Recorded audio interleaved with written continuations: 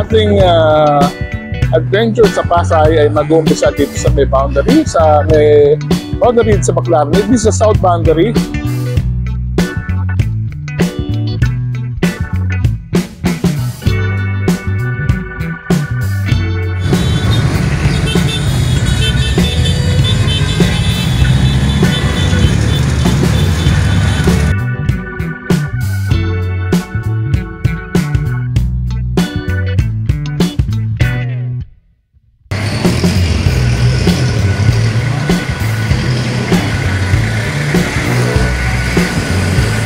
Hello mga kasenyor, nandito tayo ngayon sa boundary ng Pasay, ang tinaguriang Travel City. And today we'll be exploring the city of Pasay, one of the early settlement dito sa Manila Bay. We'll be exploring their heritage attractions, mga historical sites, mga shopping centers, at mga pagkain dito sa Pasay. Kaya tara, samahan niyo ako as we explore the city of Pasay dito sa ating biyaheng Pasay. Let's go!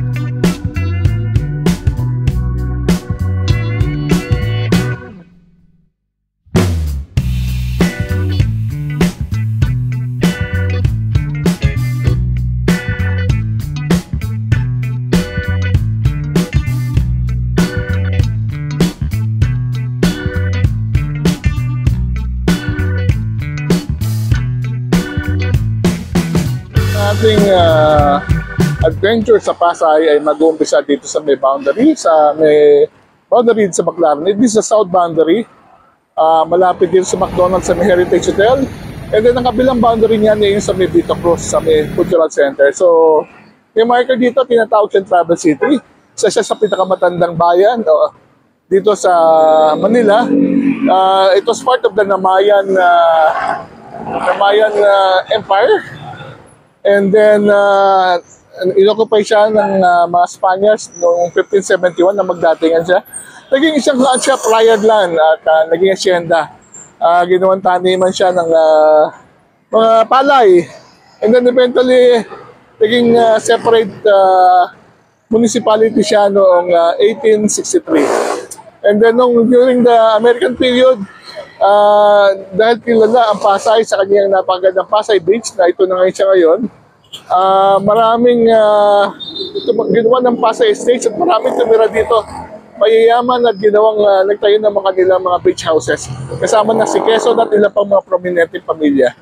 So, iyan ang ating pupuntahan ng ilan sa mga historical at saka heritage attractions ng Pasay. Kaya tara na, mag-umpisa natin biyahe dito at sasakay tayo ng jeep papuntang LRT or maybe sa Pasay Top at tayo papunta ng Libertad. We're taking the jeepney to LRT.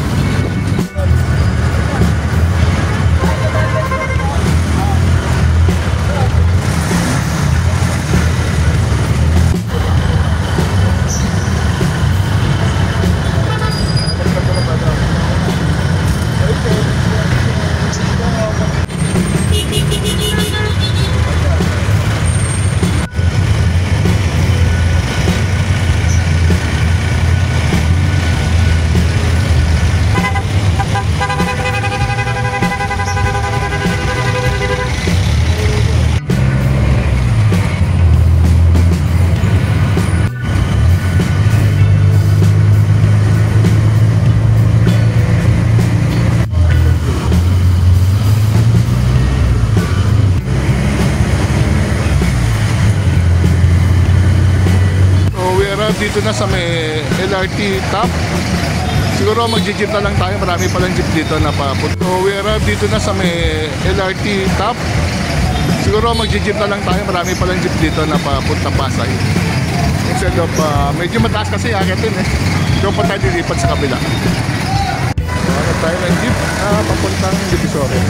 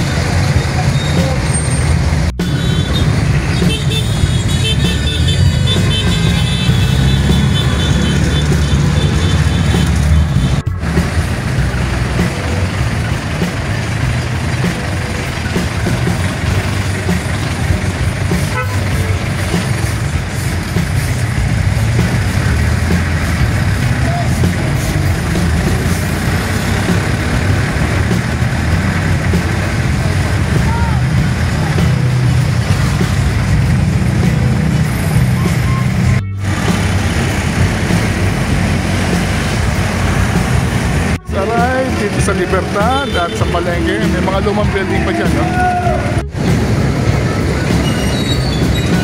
Okay, dito na tayo. Pasok tayo sa Palengke.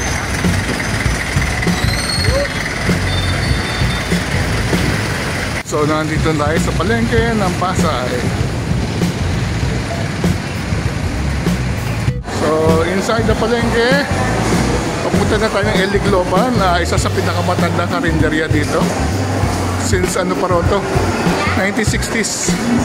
So kaliwa is mall, kanan is palengke. Palengke ng Pasay, napakalaki niyan.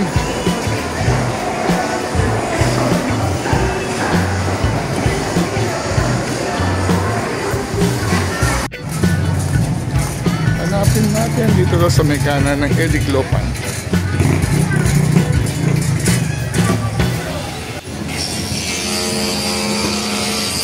Magulayan pala to.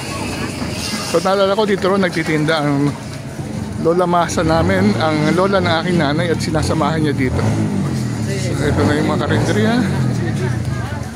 El Globan. Just drive dito sa El Globan at titikman natin na kanilang mga pagkain. Palabok ko, 40 pesos lang. Ito yung ulam. Shanghai! Naku, sasabihin mo. At ako, isa rin ako doon. Yeah. Baon nila doon ako. Ito yung sikat dito sa El Globan. Ang kanilang palabok na 40 pesos. Ang kanilang lumpia, ang sariwa, at lumpiang Shanghai. Ayan, tawag higop. Ito po yung higop. Ah, okay, may free sabaw pa. Ilan Shanghai mo? 50 pesos lang daw to. Aba, at ito ay lumpiang Shanghai. 50 pesos. Pwede ng ulam to, ha? At may libreng higop, tawag nila sa sabaw. So we just finished Eglitlopan and the next we'll be going to Santa Clara Church. In the meantime, lakad tayo dito sa market. So naglalakad tayo dito sa Libertad. Dati magkahiwala yan, pero sama na sila. Oo, sa Pasiteria. So,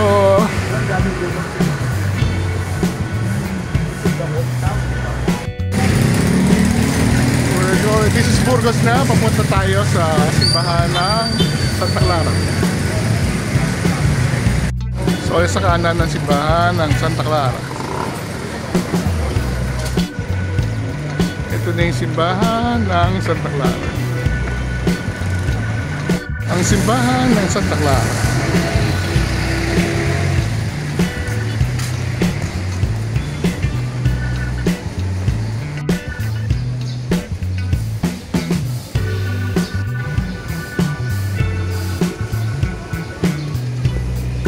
Simbahan ng Santa Clara.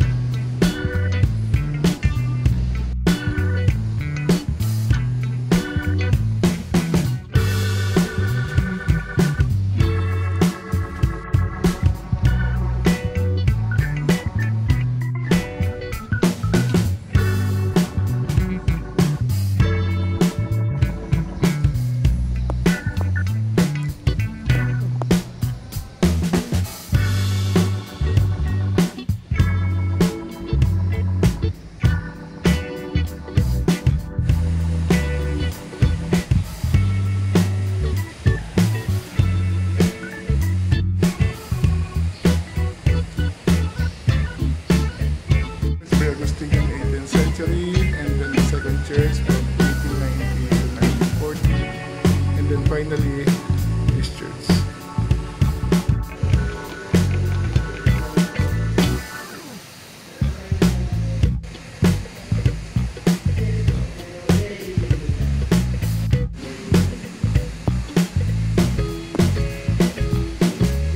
Is Academy 1922.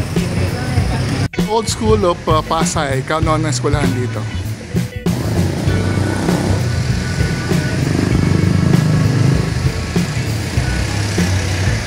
Was established in 1907. Ito na school, oh. Sa Gabaldon School. 1907.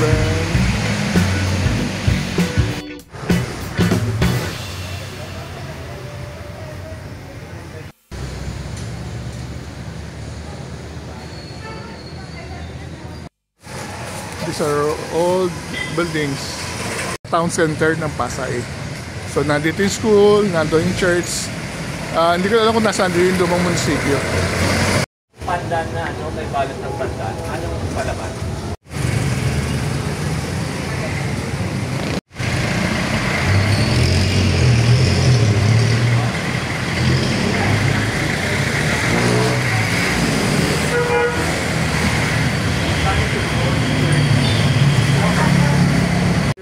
Capitol Pasiteria.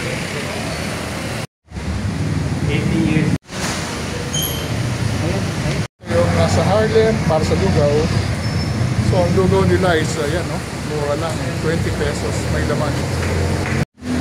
Harlem.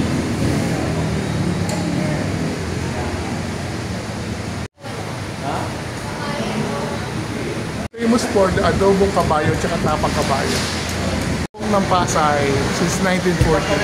Pasar.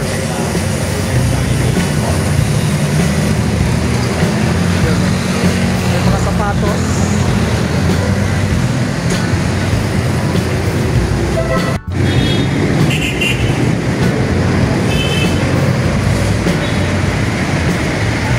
Agripayan Church. Agripayan Church.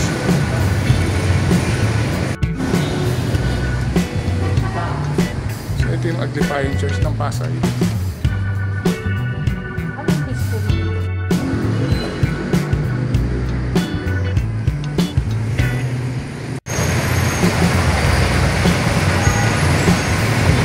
Still walking in Libertad, and then kakanan siguro tayo papuntang Cartimar.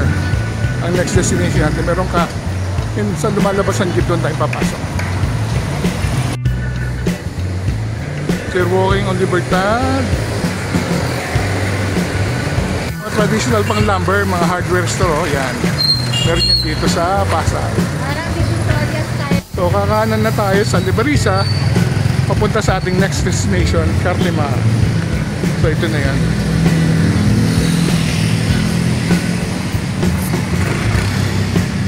So naglalakad tayo dito sa Liberisa, papuntang Cartimar. Medyo malapit lang. Kaya lechon pares, 95 pesos only. Naandito na tayo sa Cartimar. Walking distance lang siya mula Libertad. So, sa kaliwa yung fruit section, sa kanan naman yung mga imported items.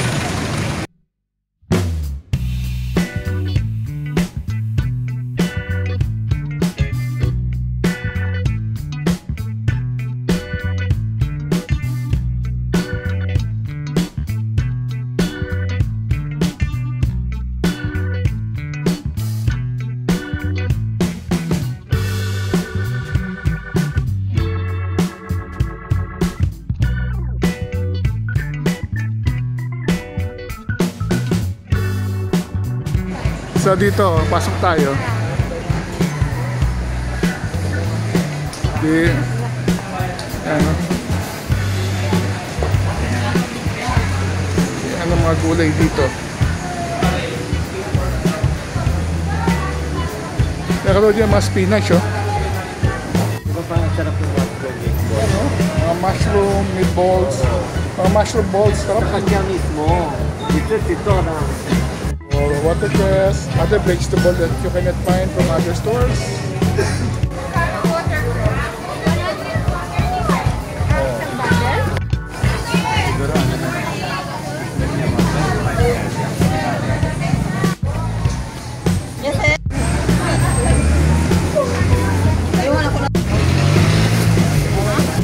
So it's a lively market of rich vegetables.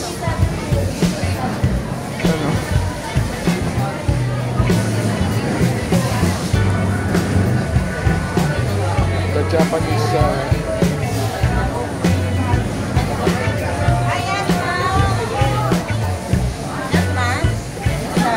yung bok choy.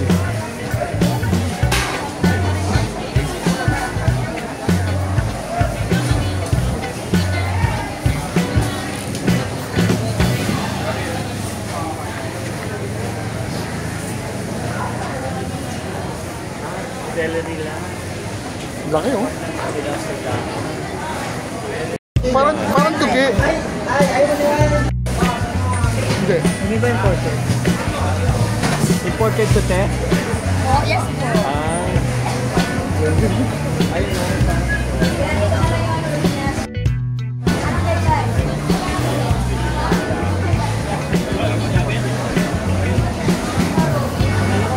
Yes. Ano tawag ka? Yellow chive po. Yung yellow chive pala yun, hinalo sa peking na. May maliliit Laki po siya, pero naman, wala naman sili nito. Yes po, tiger chili pang dynamite po yan, sir. Pero sobrang laki. Tapos, meron. This is the Fresh Food Plaza of Cartimar. Tayo sa kabilang side. Ito yung dating meat market, pero kinonvert na siya into dry market. It's the famous coffee shop. Yeah, this is the coffee shop. This where you buy the supplies. This where you drink coffee. Oo. Diba, hindi mo imaginary yun. Across is the tofu. Yes. You know, so, going inside. Yes, ito yung coffee shop. You want to order coffee? Okay.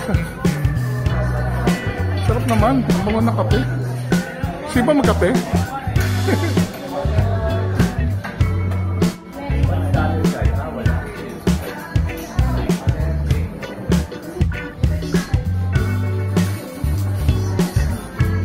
Coffee shop supplies. Ito yung Cartimar na nakikis na natin. Mga tindahan ng mga sapatos. Mga imported items. Mga imported shampoo. Yan, no?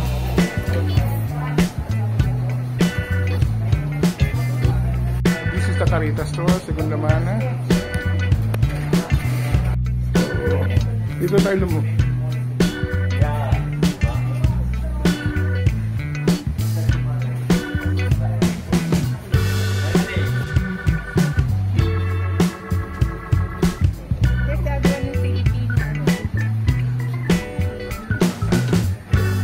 Mahaba ito.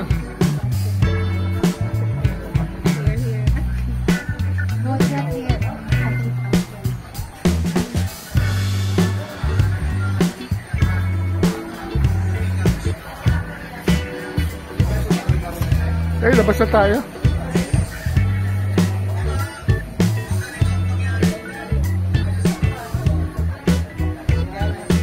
So, the Korean and Japanese, and then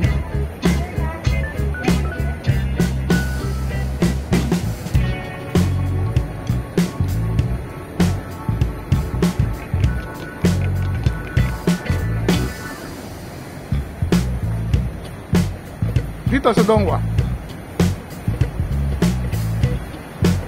Dito. Sana merong ano, tofu. Oh. Fried tofu. Maraming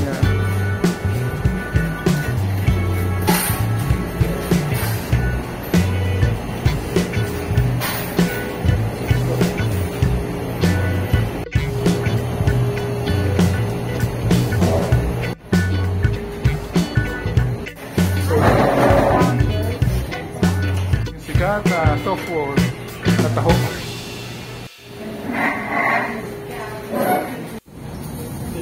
Ewan ko kaya tinirma. Ate, ito yung sa akin. Mango daw. Dito, sir? Ha? Dito po? Oo, dito. So ito yung... Malapit ba yan? Oo, malapit pala.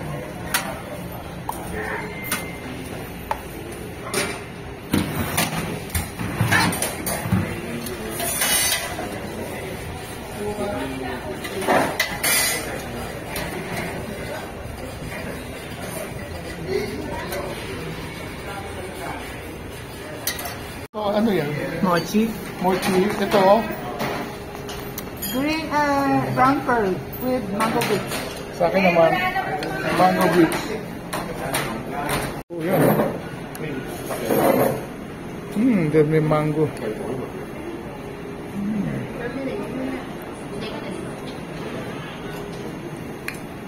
Ito, red beans with white fungus. And lotus. Lotus. Lotus.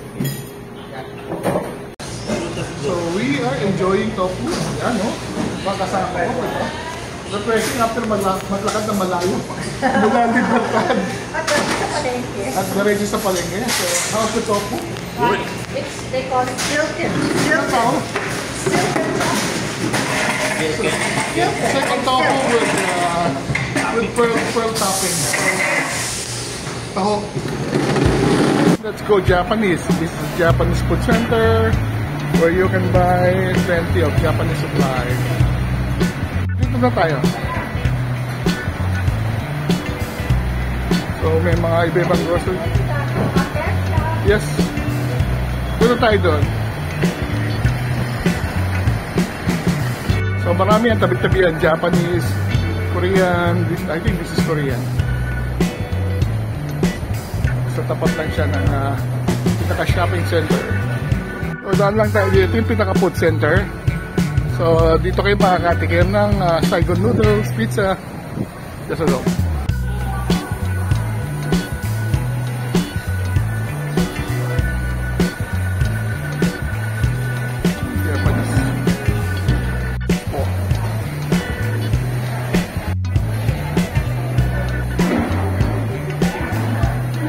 din niya sa C6 station. And then yung chancel pizza na napakakapal. So dito, the pastel Paris. Yan o.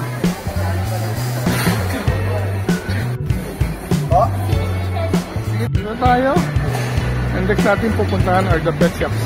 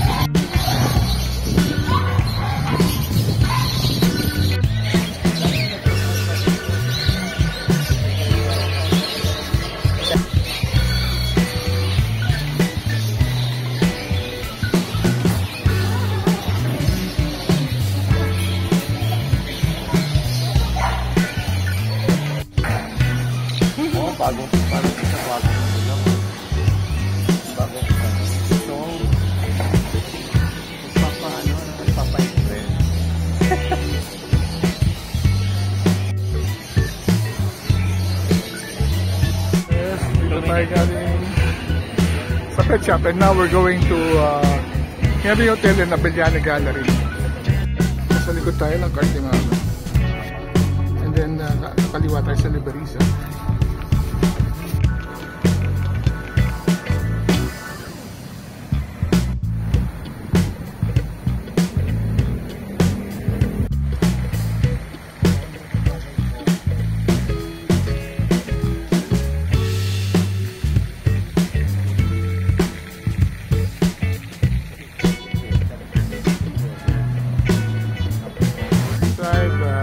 Every compound, these are all old houses.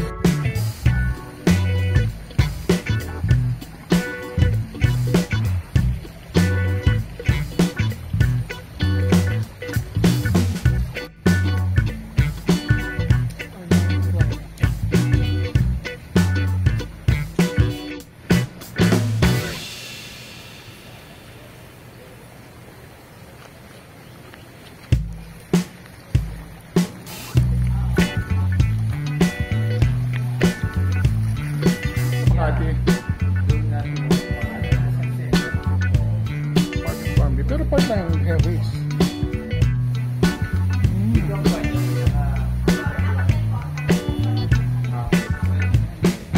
This is the lobby of the Henry's Hotel.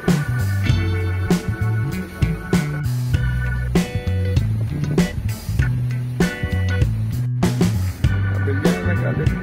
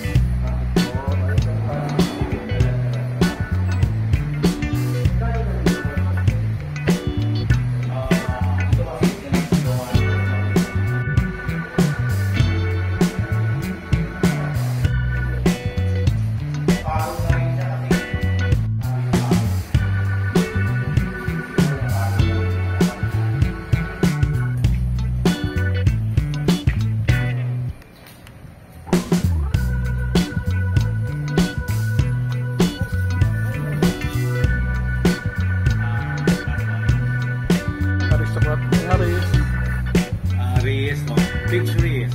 Reyes. Siguro kaibigan niya. Ang background painting ni Albert Abellano. Leonard Abellano Gallery.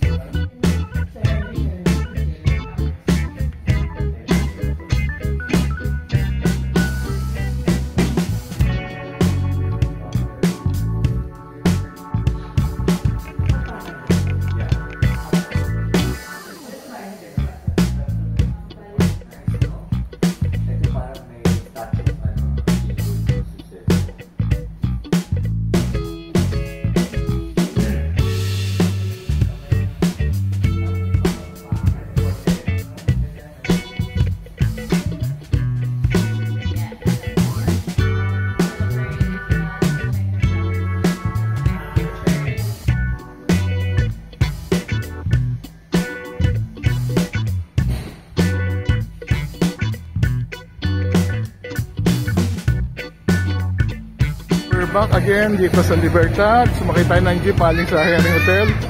And from here, papunta naman tayo sa Museo Maritano. Maritime Museum. So, dati yung Holiday Plaza. Yung parang miniature Harrison Plaza. Ito naman yung mga rows of motels. Halina. Mahaba yan. Sa Libertad Mansion. Hindi ko lang kung sino may-ari dito.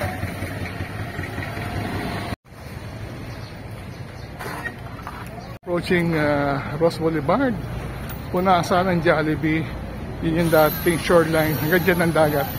Yung sa dulo, ay yung mga tinambakang area. I-reclaim yan during the 1960s.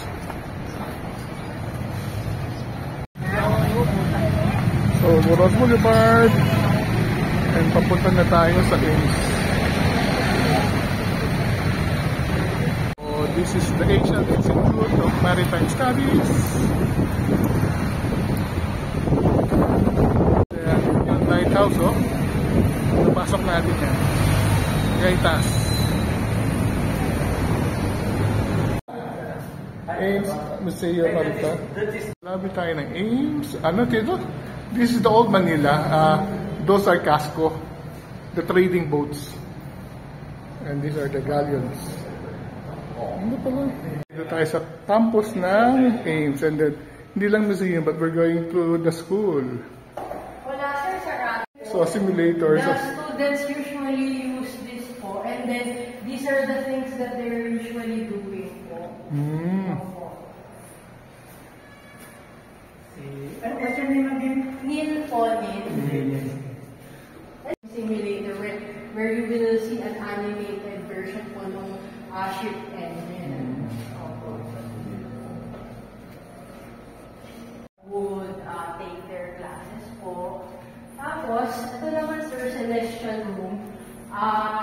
Celestial? For the maritime students po, it's also important din na they know something about the celestial body. So they and celestial navigation. So meron po silang classroom where they teach those things related sa celestial navigation. North Star. Museum, free museum tour po. From the maritime industry. Ito yung parang lighthouse, no? Yes, sir. Lighthouse shape po yung... Ito yung lighthouse shape ng hagdan doon. Yes, Tayo sir. dumadaan. Opo. Parang ka nasa barko mo. Opo, sir. Hindi, lighthouse. Nasa lighthouse. Opo. Barko, ganito na yung Tapos, sir, ang next leg naman ng tour natin, we will proceed naman po dun sa naval architecture series. Open siya. Yes, sir. I opened it. So, ito yung... Wow! These are made in the Philippines? Sir, made by our students po yan. naval architecture. Naval architecture. Yes, sir. Made by our students with different kinds of vessels, sir. Parang it serves as their project po. Wow, wow. Feel free to take photos and videos, sir. Kala mo may ganito sa Pilipinas. Ang mga shipbuilding ng industry ng Philippines. Number 4 tayo.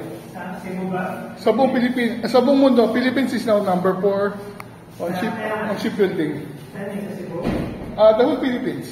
Dati sa Cavite, mga galing, hindi na ginagawa. Sa ano?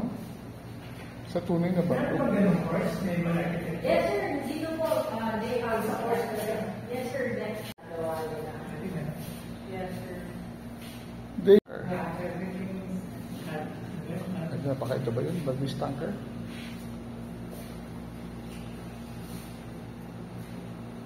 We're inside the campus of AIMS, Asian Institute of Maritime Studies, one of the biggest maritime school in the Philippines. Sir, sa inyo sa QR code yung CLAMS fan page, yung AIMS Museo Maritimo fan page, and the Lucky Me fan page. Oh, sure. Like the Maritime Museum fan page. May miguring na Lucky Me. Tapos, Indonesian sir, style. free models from Lucky Me, our... Ito naman, pabigyan lang. Maganda na ako yung sir, pa-video lang. Oo. Ako na. Okay video na na to na. Oh, yes. So, today, Manila Times. Tours, and what we're striving for is to showcase the entirety of the Philippine maritime industry, from shipbuilding to ship operation, and then definitely the museum history is our element. Okay po? Okay. Lighthouse. The objective, sir, is para maging beacon of knowledge yung AIMS po. So, our main vision, sir, is to become the home of maritime engineering heritage knowledge exchange. So, the ultimate representation for that vision is a lighthouse po.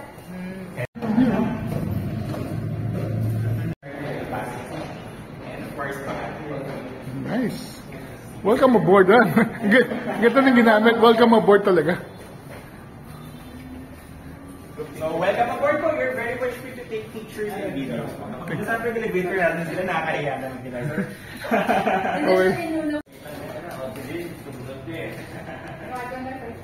Okay. Which already summarizes po the story of Filipino seafarers. So this already encapsulates the entire story that we're going to explore inside. But behind the modern Filipino seafarers is our 1,000-year maritime history po. Let's proceed na po. Sir, you may, lang po, if you want po, you can log po sa aming log, museum log po. Or the log business log po. Ilag mo na kami lahat. Ano ngayon? Joseph Bautista. 20 Ay, ano ngayon? first, ano lang sir, ma'am, first name, ano lang po. Anyway, ako po ulit si Daryl, and I'm currently the one managing this museum together with Miss Nina po, the one who joined earlier. So, our museum po was built in 2012, and it originally functions po as a research center inside AIMS. So, nakikita po natin yung mga book publications in our table. So, with the exception of Rock Solid, of course, by Ma'am Teresita, by Ma'am Marita Teresita, by Ma'am Marita Espito, all of those books were indigenously published po inside AIMS. And our role is to publish books and to translate that into an exhibition that we are seeing. So it was very recent, only in 2019, when we opened this to the public because the museum originally was limited to the Ames community lang po. But right now, we're very thankful that marami na pong pupunta sa museum natin. So anyway, this is Blessed Father Odorico po. So he's the frontispiece of our museum, primarily because he is said to be, on written records, the earliest Western missionary that arrived on the shores of Bolinao, Pangasinan as early as 1324. But of course, as a disclaimer, hindi po siya nagtanda ng Mass. But rather, what we only have is that he is the first missionary that arrived on the shores of the Philippines. So it's 1324, meron Yes, na. sir. 700 years anniversary this year. 200 years predating the arrival of Magellan po. What's more interesting po is that last March 7, pumunta po yung mga descendants niya from Pordenone, Italy. Kasi on the road to sainthood na po siya ngayon sa Vatican.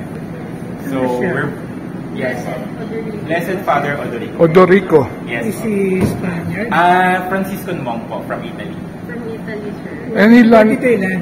Bolinao, Bolinao, Pangasinan. Pangasinan. Nauna po sa ating Magellan? Ng 200 years, sir. But they did not propagate kasi. Hindi po. Nagpatila lang po ng ulan. May kasabi nga ng iba, baka bumili daw po ng isda sa Pangasinan. But we do not know. But what's important is that on records, it's the earliest we can trace. What's important po is really to commemorate and to tell that we already have an earlier encounter with the Western world as early as 1300. Italian. Yes po. Hence, yes po. So on here po, sir, we have some items about early Philippine history. So for start, the Manunggul jar that we have is only a facsimile. The original one is of course in the National Museum, but the one that created ng replica po sa National Museum, at saka ito po is only one individual.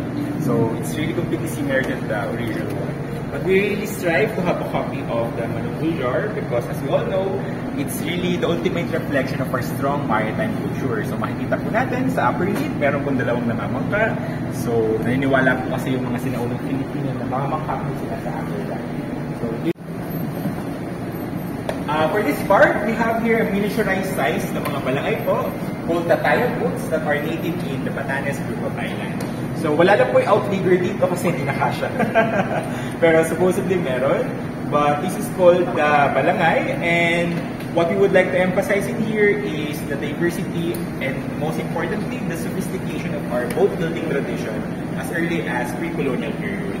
So I think this is already known by many na po that right now the Philippines is the 4th largest shipbuilding nation in the world. Pang-apat po tayo sa mga pinakamaraming ginagawang barko sa buong mundo. And yung balangay, and later yung galleon ship that we will also go to explore, are all testament that for thousands of years, we already have a robust shipbuilding industry that we continue up until today. And aims support that industry courtesy of our naval architecture program. So right now, I think in Metro Manila, we're the only one offering that. Nagdagdag po recently yung one particular school in UP already did their benchmarking here kasi they're planning to open that first time. Yes, Batayan. Yes, sir. Sa Batanes, sir. That's native in Batanes. By the way, sir, if you're interested po pala, pinaka-important content natin, and we're really one of the first institution that introduced the story. So I think kilalang-kilala nyo na siya, sir. Si Enrique Palaca. So we'll no longer give the entire detail, but when we share the story, what we really want to share is that the first global circumnavigation was not primarily a European project, rather it's a global project composed of different nationalities. Hindi lang po isang European or Spaniards, Italians, or Portuguese, but rather it's also composed of an individual who could possibly be from Southeast Asia named Enrique de Malaca. So, let me review my history. They pick him up in Malacca, tapos umikot sila sa Spain, tapos umikot sila sa Bilbao. Yes, sir. So, during the sack of Malacca, binili po siya sa slave ng mga Portuguese. So, una po pala from Spain, traversing the Indian Ocean, then going back, then going to the Malacca Strait, doon po nabili as a slave. Hindi po natin naman ng first name niya, pero ang binibigay pong colloquial name was Panglima Awang ng mga Malaysians. And then from Malacca Strait, dinala po siya papalik ng Spain, traversing again the Indian Ocean. Kasama ni si Magellan? Yes po, kasama po si Magellan, and then back to Spain. And then sa Spain, doon po siya, I believe, nagpa-convert na Christianity, hence the name Enrique. And then from Spain to Atlantic Ocean, Pacific Ocean, then the Philippines. Pagdating sa Philippines, parang interpreter na siya. Yes, sir. Siya po yung naging interpreter. Yes po. We still do not know what particular language they use kasi ang narration ni Antonio Pigafetta was that he can communicate with the locals. So, posible po kasi na Malay, which was the lingua franca back then, pero of course, that remains only to the upper echelon of the Philippine societies back then. So, kasama na niya si Sebastian Galcano. Yes po, sir. Pero the mere fact that he managed to communicate up to the almost all levels of the societies back then, malaki po yung chances talaga that he can speak our native language, which is one of the language. So, malaki po yung chance that he is really from the Philippines. But of course, you can prove his nationality. Of course, for technical reason, we just claim that he is from Southeast Asia. So, para hindi ako madimanda. You can hold it po. What is it called?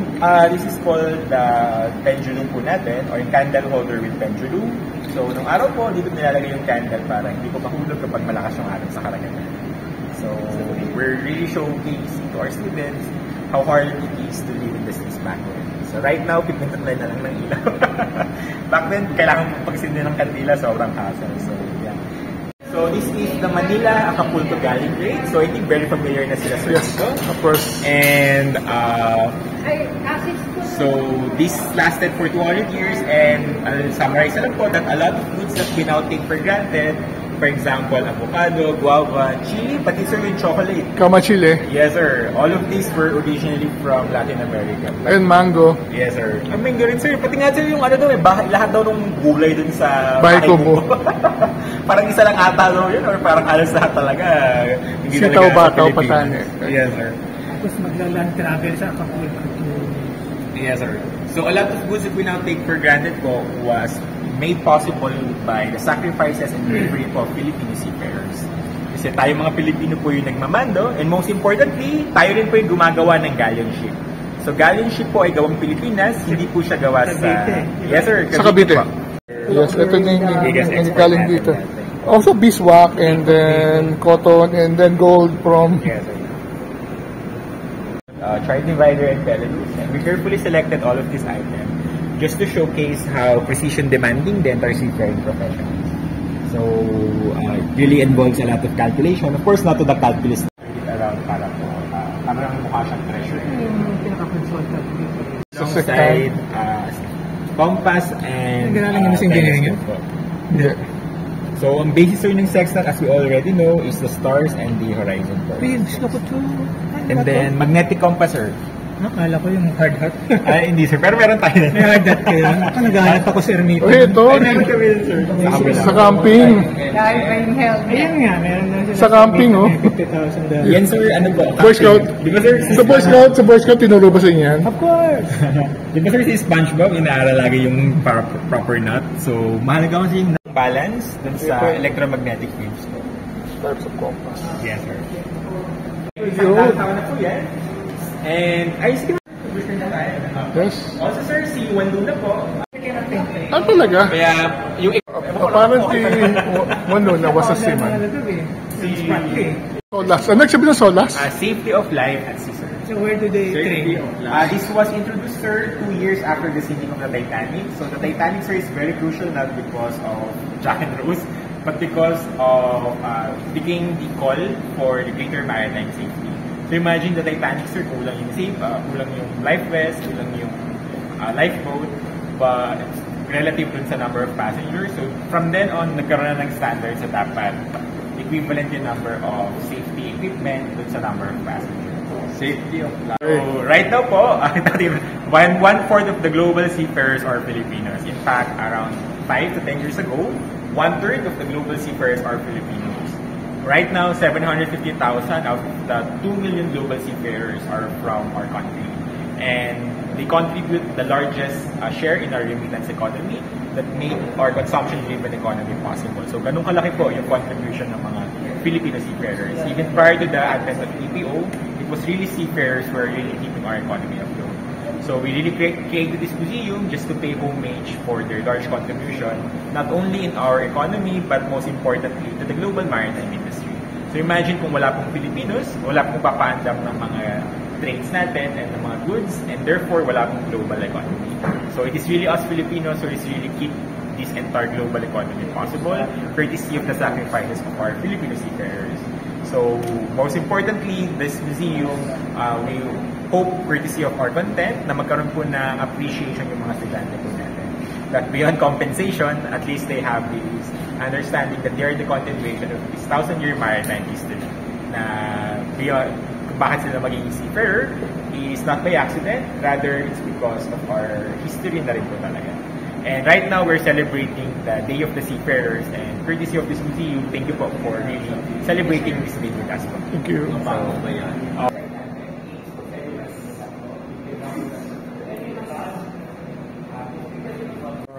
These boats were donated by the Araneta family.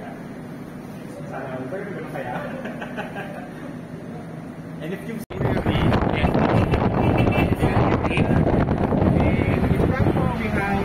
the Atayas Complex and the entirety of the Manila Bay. Oh, nice. And for sir, the famous Pogo area. The Bay Area. The Bay Area. That area, you can also see na rin po yung beaches. So, this really a comprehensive view na Nice. entirety na yung mga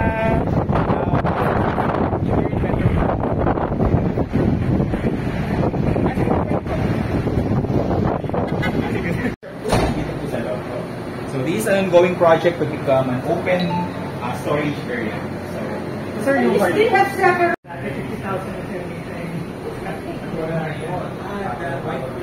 nakatago lang po, sorry, kaya hindi ko siya mapakita. But anyway, this is called the ancient Liangjukong and Baidis. So this dates back to as early as 2000 BC. And right now, this is approximately around 4,000 years old. Wow. Part of the ship.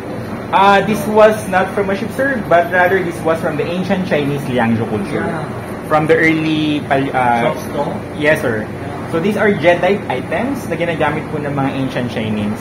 So, to represent their deities for ceremonial purposes. Meron ito, of course, yung mga National Museum in China, Smithsonian, British National Museum, and yung sa Taiwan. Ito yung ending ko palang, cibulation na yan. So, that's the propeller and the rudder. Either rubber po.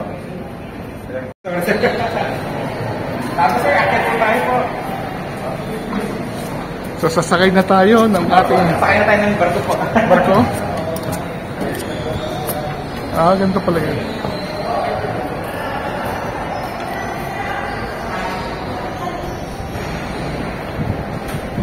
Hey!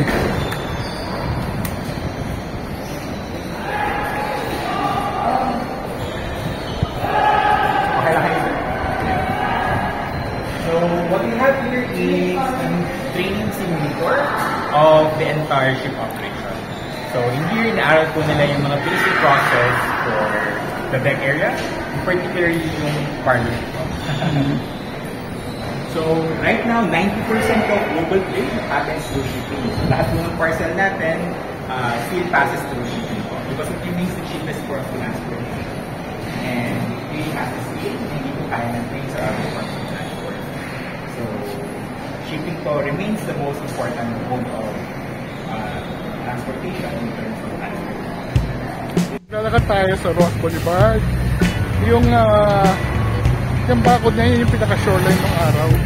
And then the rest, nasa the Ross Boulevard. Ito yung tinabunan, reclaimed area. This is the Department of Foreign Affairs. Dati siyang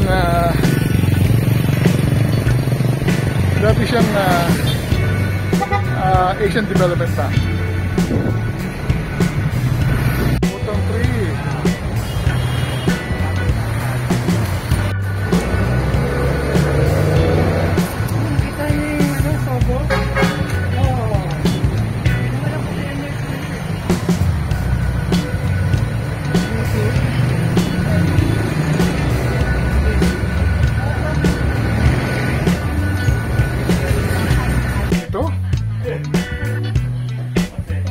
Ang kayamanang naandito.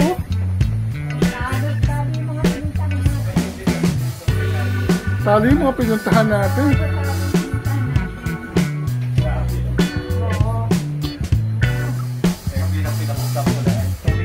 Oo, tubig.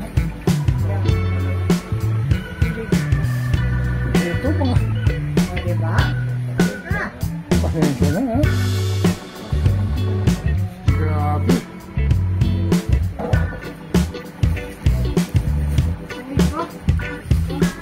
Grabe ang collection, no?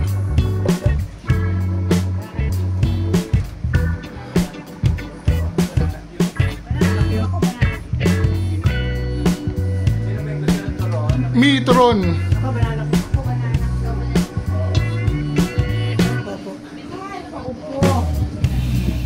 Pwede ba upuan to? Yeah.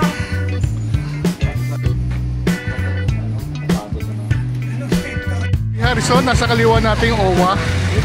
And then dito yung kabagong bukas na McDonald's.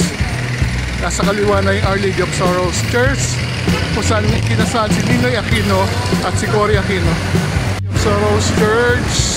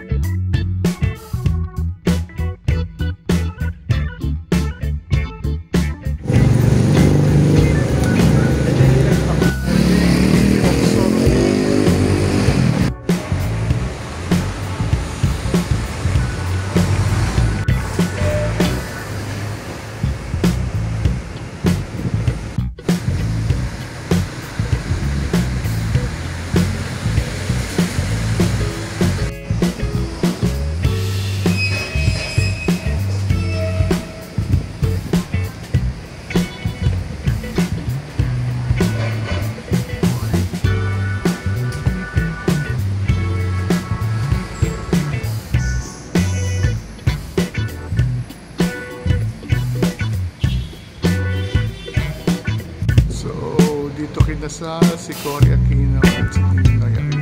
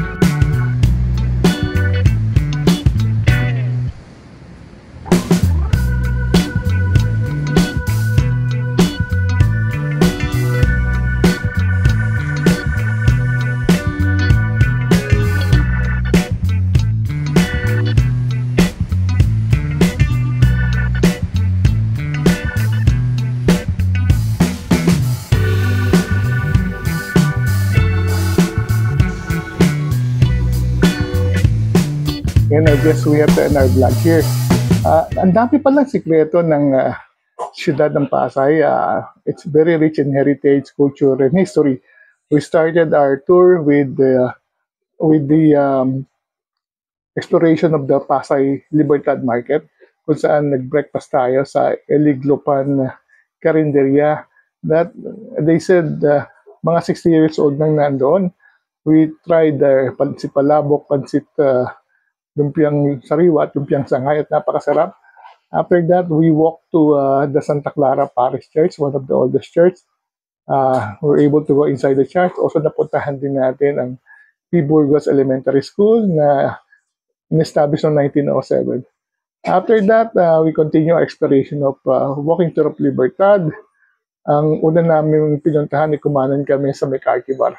Ang Carthy Bar is very historic.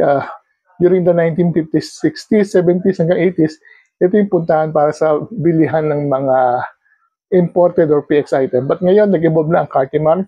Nakita namin na marami ka palang mabibili aside doon sa mga imported items. Maraming mga gulayan at tindahan at mga prutas at mga coffee na pwedeng yung bilhin. We also went to the Chinese grocery where we were able to taste yung napakasarap na taho flavor na 75 pesos lang with mango flavor. After that, we continue our exploration of of Cartimar, pumunta kami sa pet shop at iba pang places. From Cartimar, we took a grab going to the Henley Hotel compound kung saan nakita namin ang mga old houses converted into hotels. Na pumasok din kami sa shop ng isang architect. And then we were able to see his collection. Nakapasok din kami sa Abellana Gallery at nakita natin ang collections ng mga Abellanas. From Henry Hotel, pumunta naman tayo sa Asian Institute of Maritime Studies or AIMS para punta ng Museo Maritime at nakita natin ang history ng maritime history ng Pilipinas. Mula sa pre-colonial time hanggang sa ma-discover siya ni Magellan at meron pa pala isang Italian na nakarating na sa Pilipinas. And then napasok din natin ng mga exhibit about maritime school, yung mga ginagawa ng mga Pilipino na mga naval architect na mga nagde-design ng mga barko. Ang Pilipinas pala ngayon yung pinakamalaking supplier ng mga seafarers over the world.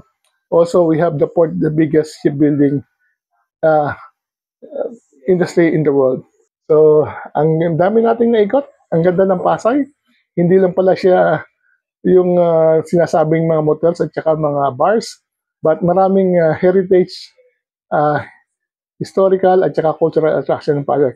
Marami pa rin, hindi na natin pinuntahan ng Cultural Center of the Philippines, ang airport at ang SM na part pa rin ng Pasay. So with that, I'd like to thank you very much for watching this vlog. It's been a good day exploring Pasay. So thank you very much for watching. Travel while you can. Until the next vlog. See you soon.